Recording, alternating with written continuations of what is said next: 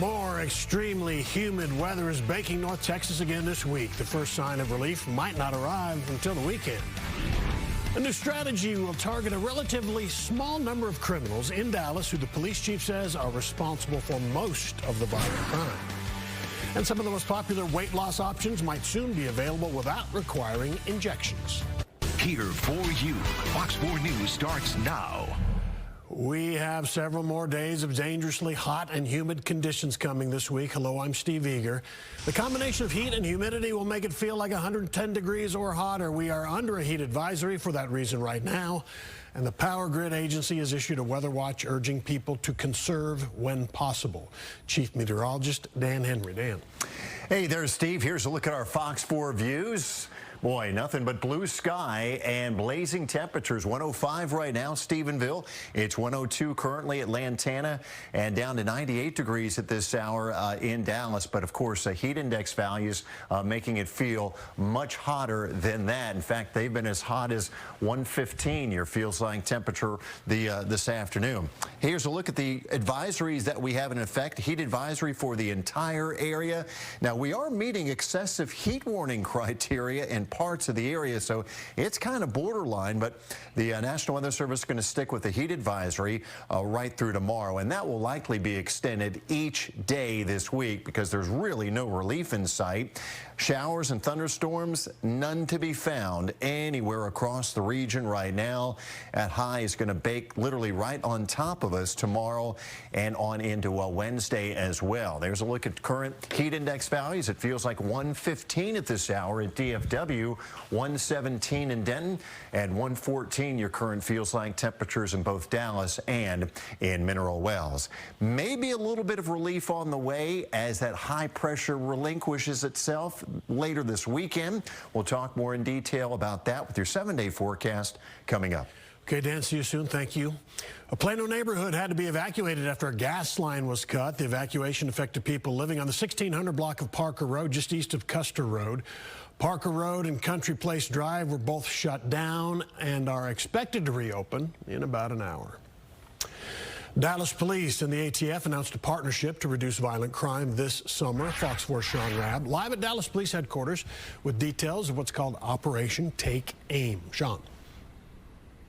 Yeah, it's a program in place now, Steve, where folks are going to be charged with federal crimes for those people who are repeat offenders. At the same time, proactively reaching out to people who have a history of being offenders and maybe might go down that crime road again. The U.S. Attorney's Office here in Dallas, one of the top 5 in the country for getting gun crime convictions. Still, while crime may be down, violent crimes are still happening, and this initiative aimed to change that.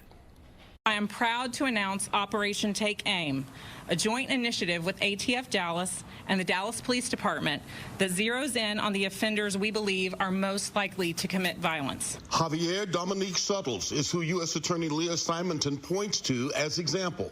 Suttles, no stranger to Dallas County Jail and courts. At least 13 arrests since 2014. Most recently, placed on deferred adjudication and probation for robbery and aggravated robbery. He was given these chances, but he did not take advantage of them. Instead, the federal complaint in this case details that Mr. Suttles allegedly went on to commit 3 armed robberies over the course of just 5 days in late May. Brahms Restaurant on Inwood Road among them, and a Metro PCS store also on Inwood Road. Each time he brandished a handgun with an extended magazine and menaced the store's employees. The government says once threatening to kill the employee, another time warning he would shoot up the entire store. In one particularly awful incident, Mr. Suttles, apparently frustrated that there wasn't more cash on the premises, allegedly ordered an employee into the bathroom and forced the employee to strip naked. Luckily, that person was able to escape safely from the situation before being seriously hurt. Operation Take Aim, focusing on violent repeat offenders who bring terror. What's more Texas than having a milkshake and a cheeseburger at a Brahms? Until this dude walks in, right? Until he walks in and he points a gun at somebody, and that causes lifetime trauma. Every one of these cases that we work together on causes trauma to someone somewhere. we're committed to putting these people in jail. Dallas police identifying through criminal history data those who might be at high risk to reoffend, hoping to turn them in a different direction. It doesn't matter if they commit acts of violence themselves with a gang, a crew, a posse, or whoever they hang out with. We have made it our business to learn about individuals causing violence in Dallas.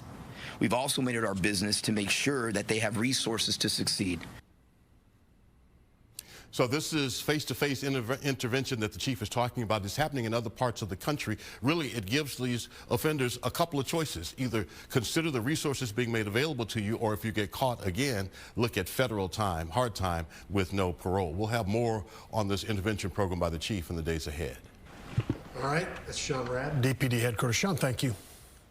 United States Supreme Court is expected to issue decisions on several big issues this week. One of the most pressing matters is President Biden's $400 billion student loan forgiveness plan.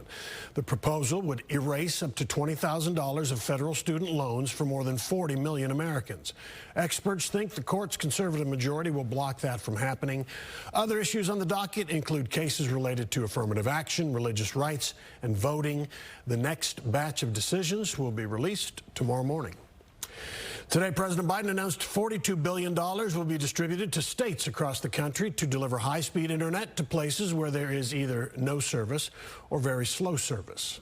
For today's economy to work for everyone, internet access is just as important as electricity was, or water, or other basic services. Think of the parents and students sitting outside of McDonald's or outside your office to be able to get on the internet in a parking lot just so their child can go online to do their homework.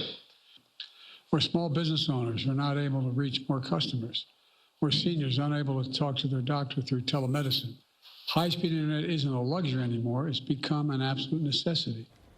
Funding for each state will depend on that state's specific needs. President Biden says the funding will allow every person to be connected to reliable, high-speed internet by 2030.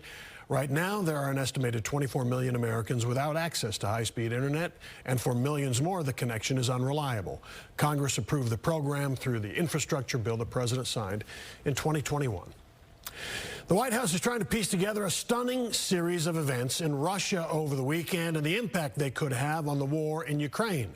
Russian President Vladimir Putin averted an armed mutiny but still faces some major challenges.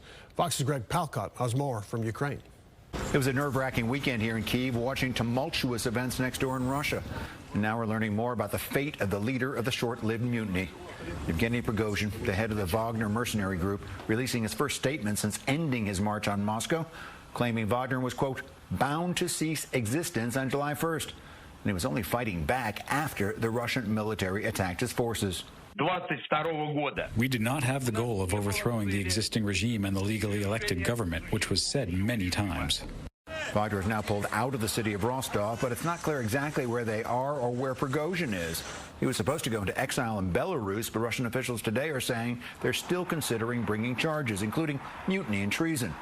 One Ukrainian lawmaker told us Putin has suffered a huge loss.